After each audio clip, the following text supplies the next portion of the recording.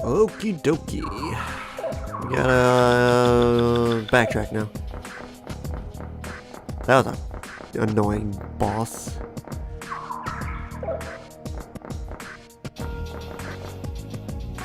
And thankfully, the other staircase is just over here. But combat first.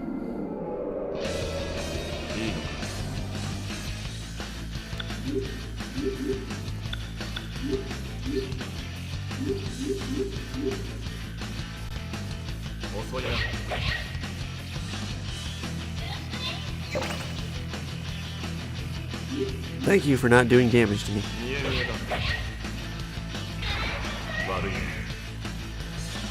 You shouldn't have messed with me.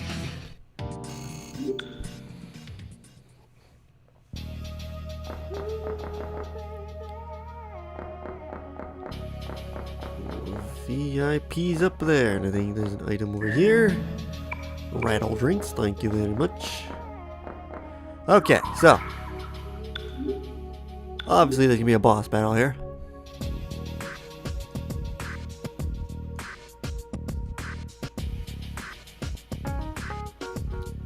Bum, bum, bum, bum, bum, bum, bum, bum.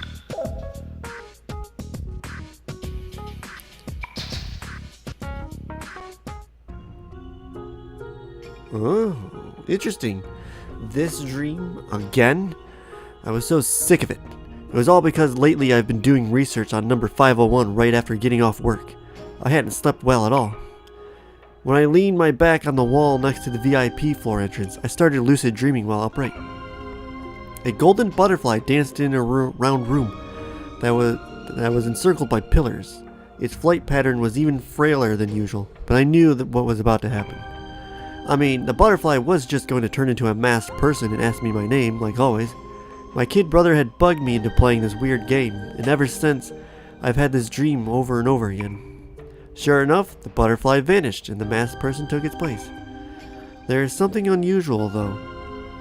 Their androgynous voice was harder to hear, and their body had gone dim and see-through. Now that I thought about it, the space between the pillars was redder and hazier than usual, too. Doesn't matter how many times you ask, I won't tell you. Besides, nobody ever believed me when I told the truth anyway. I had seen him, the man who dismembered my little brother. What I wanted to know was the butterfly person's name. You want to know mine? Tell me yours first. No, now that I was an adult, it was different. What I wanted to know was whether the rumor was true or not. The rumor that Joker is Tatsuya's... Okay. I almost said... Their names are so goddamn similar to each other. That Joker is Tatsuya Sudo. The monstrous serial killer from 10 years ago who was never caught. Becoming a policewoman let me figure out that the culprit was Tatsuya Sudo, son of Tatsuzo Sudo, the incumbent Minister of Foreign Affairs. I had no proof though. In which case, I just have to prove that the culprit was from back then and Joker were one and the same, just as the rumor said, but then figure out where he was. It had taken me 10 years to get to this point. My dream and my memories had gotten all mixed up.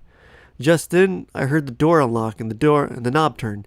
I drew my P230JP from my backslide holster, pulled back the hammer, and disengaged the manual safety.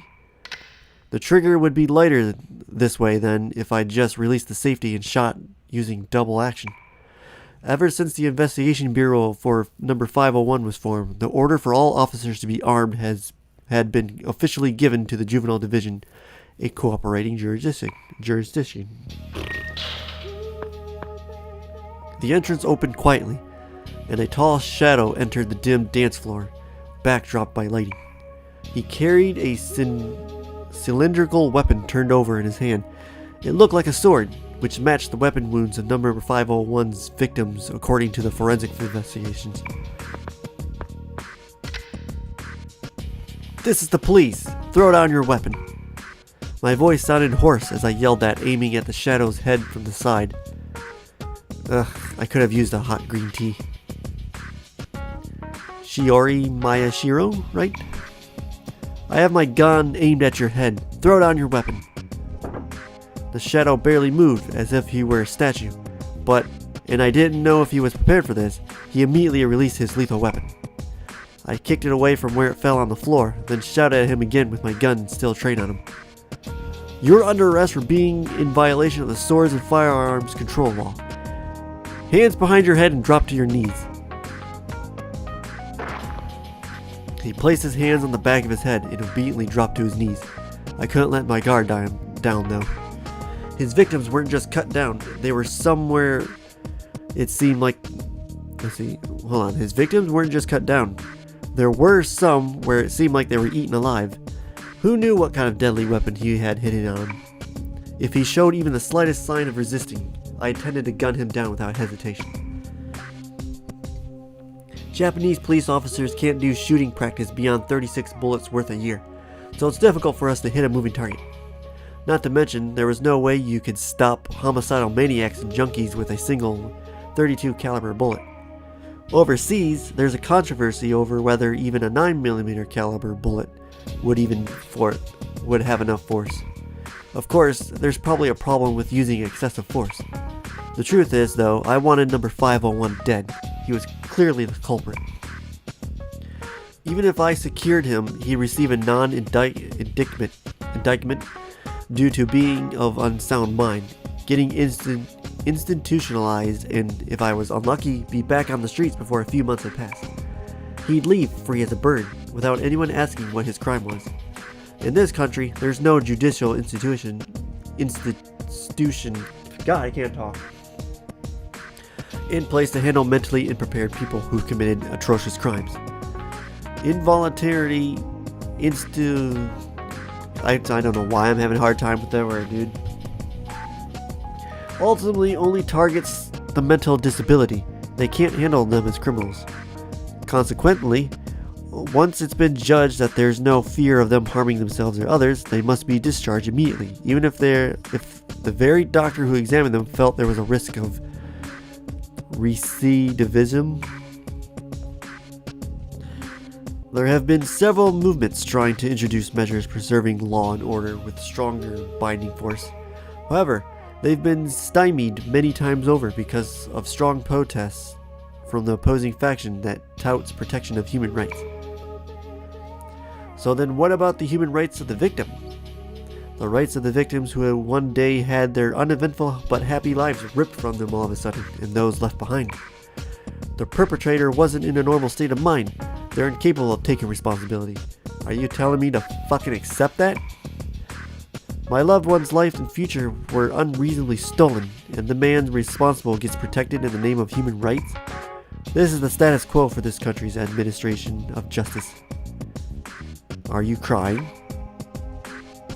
It's natural for someone to tear up when they're tense. You can see the corners of my eyes in this dim light.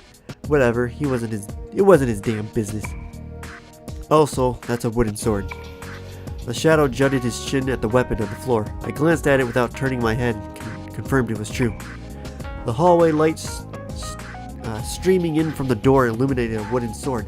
I couldn't charge him with a violation of the Sword and Firearms Control Law. Can I get up now? No. You may still have committed unlawful assembly with deadly weapons. What's your name? Tatsuya Suo. Tatsuya Suo? I turned up the hall lights with the remote in my other hand and then looked at the shadow's face. While there was intensity in it, this was definitely a young man. I guessed he was about 17, 18 years old.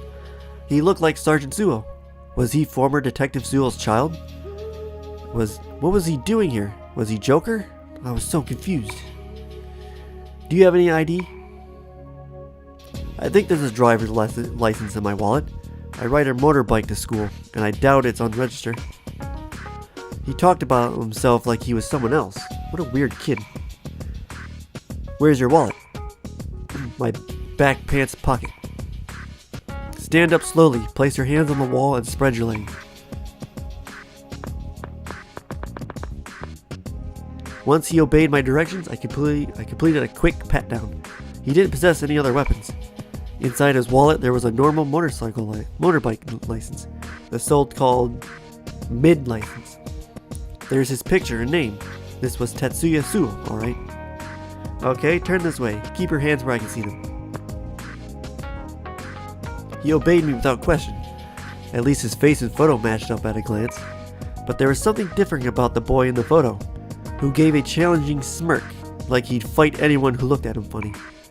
It was his eyes. What was with this kid's eyes? It was like they sucked me in. What child looked like that? There was a detached quality to his gaze, like he'd reassigned himself to or accepted something. How did you know my name? Were you the one who picked up the other end of the line, or did you hear it from your father? The address on his photo ID definitely matched what I had pinned down for former Detective Suo. No doubt about it, this kid was his son and Sergeant Suo's little brother. My dad? No, I saw your business card downstairs. He was probably surprised I knew his father, given his puzzled expression. I see. Did the people from the club ask you to chase me out, or did you come to kill me? You wouldn't happen to be Joker, would you? No, the club's got nothing to do with it. I came to warn you because Yoji Saka asked me to. If you stay here, Joker really will kill you. Do you mean that advance notice? If you know about that, then hurry up and go home. You don't understand at all. Your gun won't do a thing. The next moment I found myself staring blankly at the center of his chest. It took me several seconds to comprehend that he had seized my handgun along with my right hand and pulled me close. His movements were so hyper-quick, my eyes played tricks on me, making it look like time skipped. He tightly gripped the small automatic handgun in his large, decidedly unboyish left hand. The slide was retreating a bit, too. Now even if I pulled the trigger reflexively, it wouldn't shoot. Where in the world did he learn this? I felt the forceful beat of his heart on my cheek, through his bright red bike leathers. When I looked up, I saw the handle of a fruit knife or something similar thrust all the way to the hilt in the wall next to my face. It hadn't been there a second ago. If my face hadn't been buried in his chest just now, that thing might have struck dead on the back of my head. When he removed his right hand, which held my head, he pulled out the knife next to his head while glowering at a spot further inside the club. The blade, about 10 centimeters long, but all of it had sunk in the wall. The physical strength of the person who threw it was impressive enough, but this kid who casually pulled it out was amazing too. How long have you been there? From the start, dumbass. At Tatsuya-kun's question, the voice of another man behind me responded. It sounded like he was a good distance away. It's been a long time since I had booze. Here I was just thinking over a drink or five about how to exit broad when you get right in the fucking way. The voice's owner? Number 501. It seemed that until this boy came, I had been alone with him in the dark. When I arrived, I verified that there wasn't anyone in the dance hall. When did he get here? A chill ran up my spine. When I twisted my body around as if to shake off my fear, Tatsuya-kun removed the hand that had been restraining me. Without a moment's delay, I alternated my gun at both him and the direction of the voice.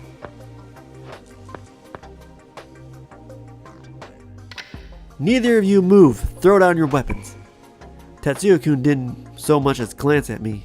I too kept my aim and my eyes fixed on the man further in. 10 years had gone by, but he looked exactly the same. This was without a doubt the man. The boy who stood next to Takuya's cruelly mangled corpse, his unforgettable crazed smile. I knew he was number 501. Tatsuya Sudo, I finally found you.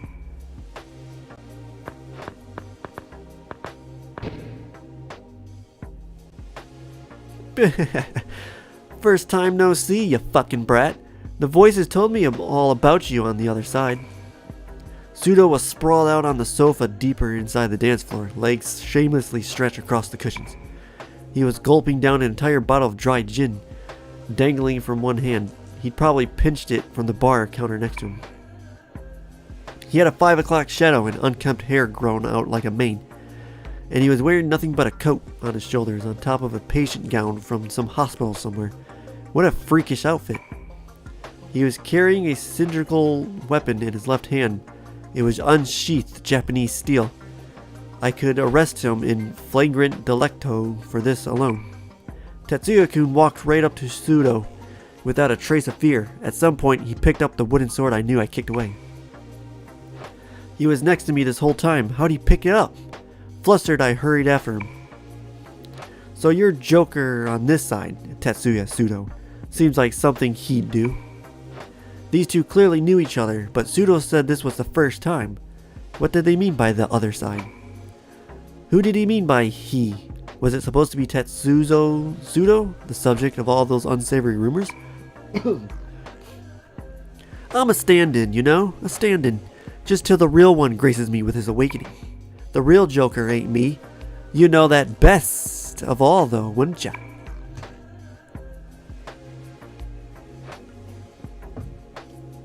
Yeah. June isn't a filthy murderer like you. You're Tatsuya Sudo. You can't just take Joker's place. Yeah, true. You ain't got an ugly mug like me. Thanks for the tip, you fucking brat. What I need is a mask. Joker's mask. Sudo uttered a vulgar snicker and gulped down the rest of the bottle. The booze that slipped out of his mouth tracked down his throat and drenched his blood-stained hospital gown. The one gracing him? Joker's stand-in? What in the world did they know that I didn't? Sudo, it's not too late. You can still start over. Don't listen to his voice any longer. Start over? I don't know what the hell you're talking about, but even 10 years ago this piece of shit killed a whole lot of people. You can't bring the dead back to life. A detective shouldn't say anything like that, but right then all I could do was scream it out. It didn't matter if he did turn over a new leaf. It still wouldn't bring Takuya back. Tatsuya-kun glanced back at me with a slightly shocked expression. You know that thermodynamics first law thing? It's all heat and energy. There's only so much of it to go around and you can't change what you all got. Get it? There's a fixed volume of energy in the universe. It's all just got a different form. That's how it is. This fate shits just the same. You got one guy who gets to be all happy, so another guy's got to be unhappy to make up for it. Like the meals you eat, right? You throw away what you can't polish off, right? In return, some asshole starved to death somewhere else in the world. Ah, I get it now. The voices are amazing. Voices! That broad's kid brother, he was your stand-in. My stand-in? That day you little shits changed your fate and ran off with your tails tucked. He got axed by me in your stead. You get it, right?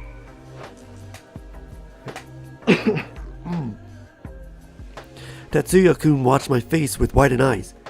Well, that cough didn't help at all.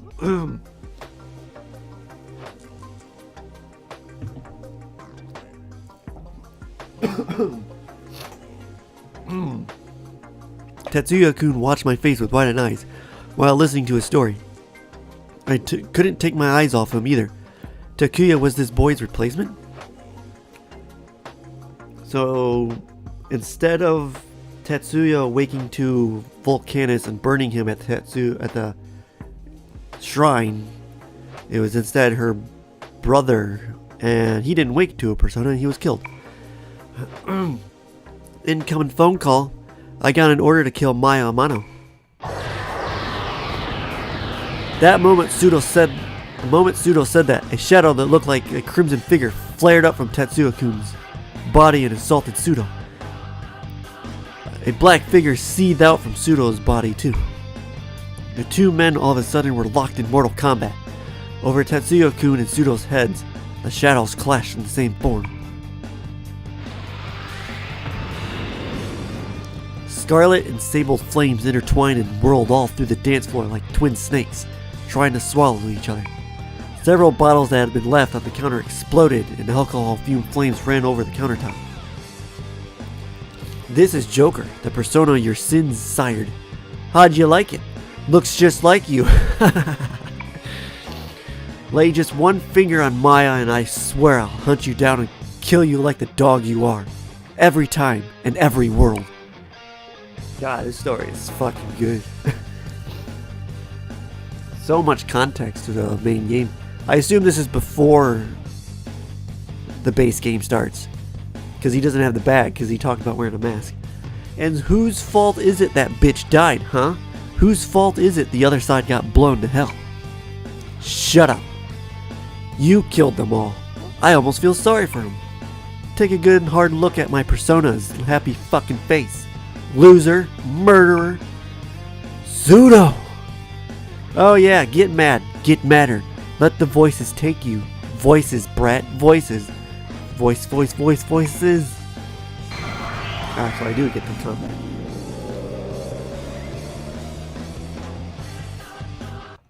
I assume he's gonna pull off some bullshit. And he's immune to fire. Too bad we don't have water attacks here. Oh, he's using Nova. Interesting.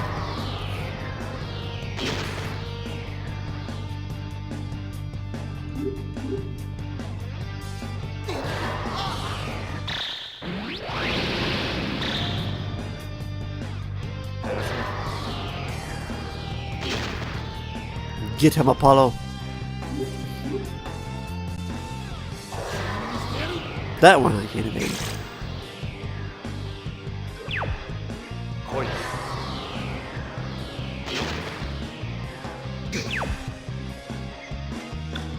Boy, I hope I grabbed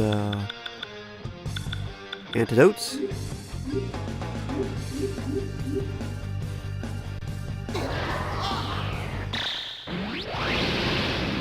Gotta remember that for chapters 2 and 3. Really supplying everything for this. So at least chapter 3 I will be with Maya and the others.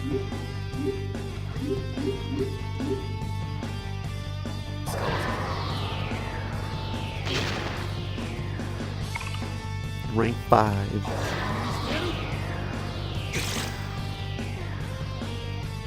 Of course he's gonna poison me every time. Ooh, we got nuclear damage.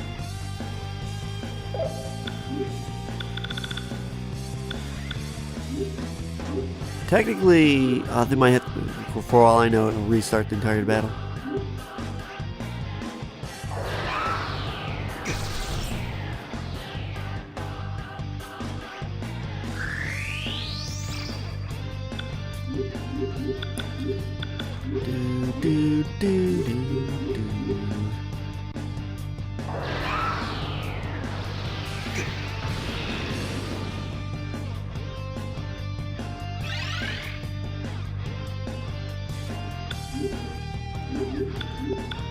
Let's see what nuclear does to him.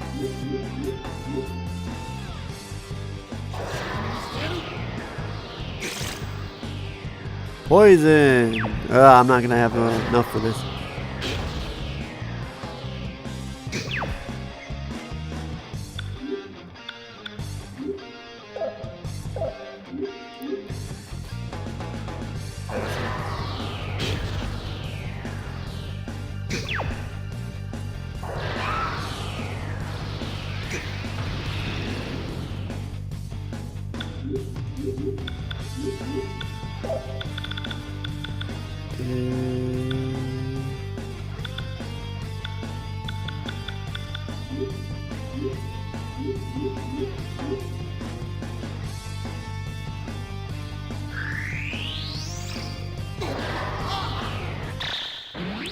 If he wants to keep spamming that, that'll be great.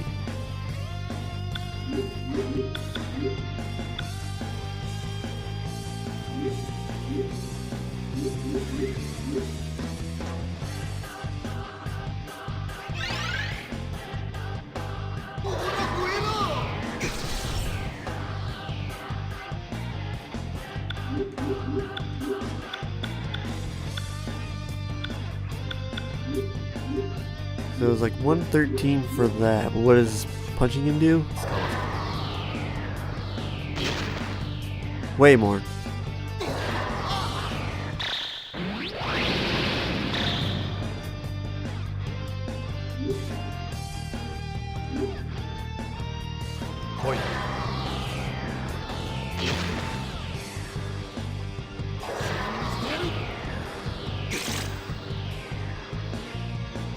Oh, good. For once, I didn't get poisoned.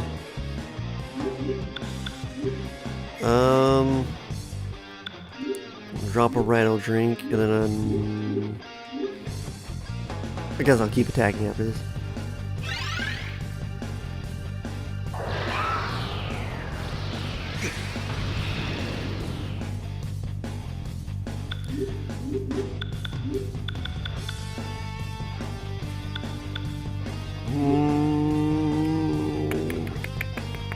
Yeah, might as well take advantage of my health.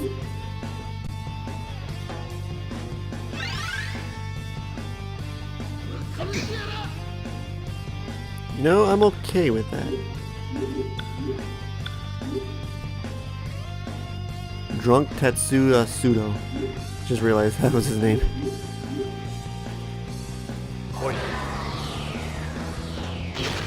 Of course this is before it, because he dies. He's already dead by the time we started this.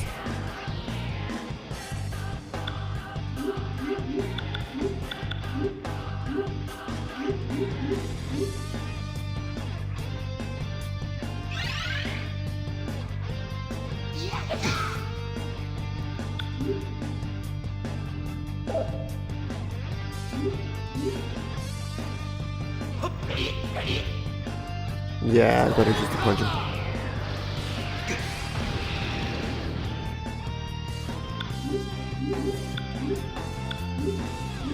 Yeah, he's almost done. Hell yeah.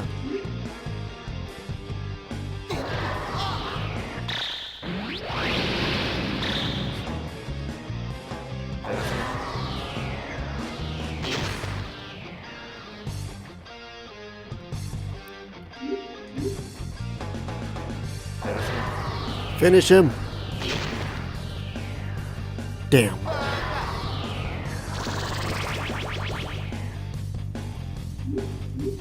Finish him. Go for it, Apollo. Yes.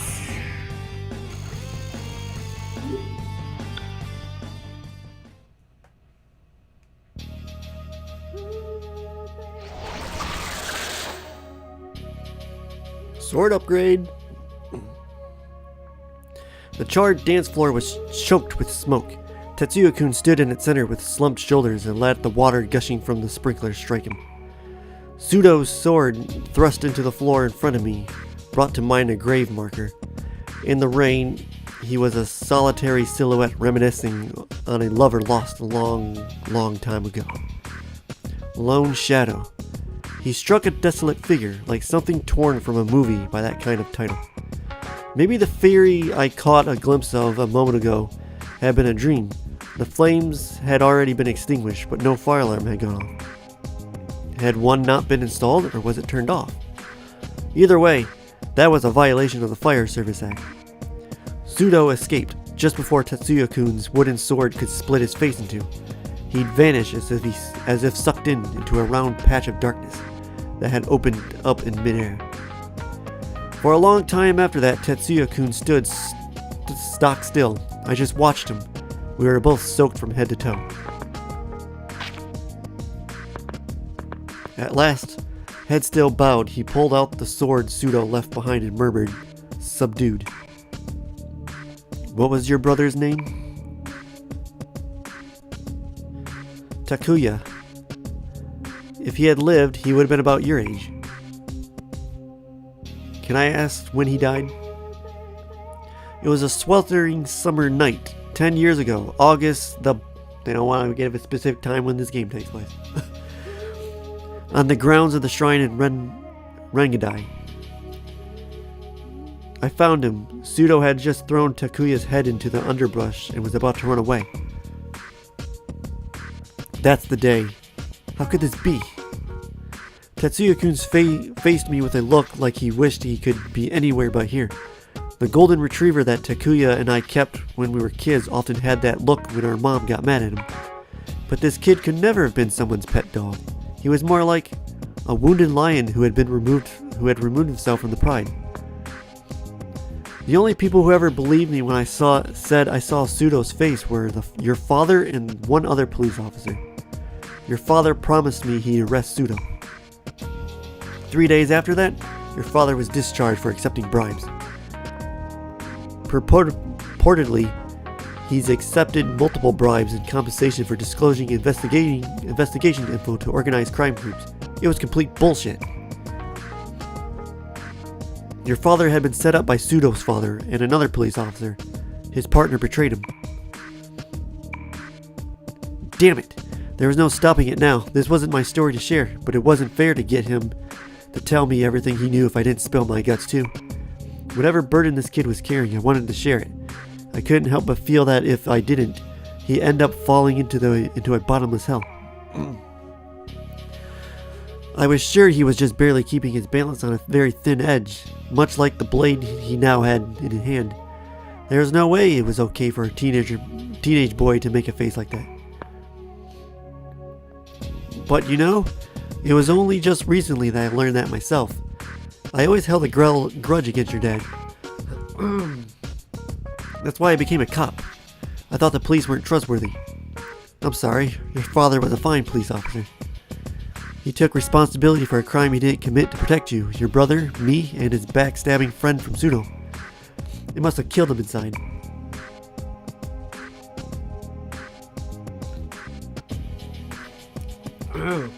Definitely need to take a break. Oh. I might have just made things worse. I didn't have the silver key to open the door he had shut tight. I wagered the only one who did was Maya Amano. But whether with a wire or whatever, I wanted to meddle anyway and pick the lock open. I'm so sorry. What Pseudo said was true. It's my fault your little brother died. At that point, I still had no concept whatsoever of the conscious size of or palpable weight of the sins he shouldered. To be continued.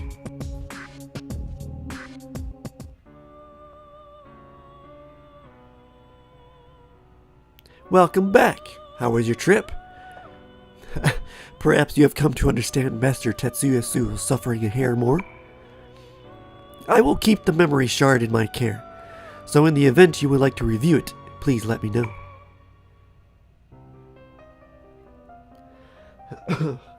We gotta go. Be a while before we do chapters 2 and 3. I overheard that the kidnappers were speaking Chinese. Must be the Tian Tao Len.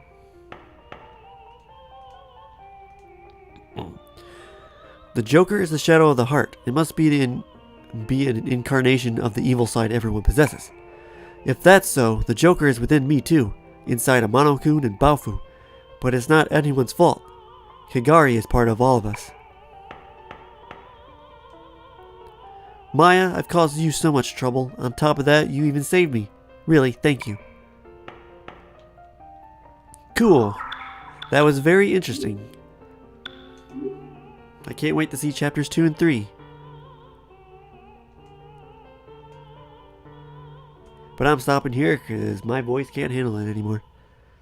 And I need to do some off-screen grinding and get some cards and mutate Maya to Maya Custom or Prime, whatever you want to call it. Anyway, thanks for watching.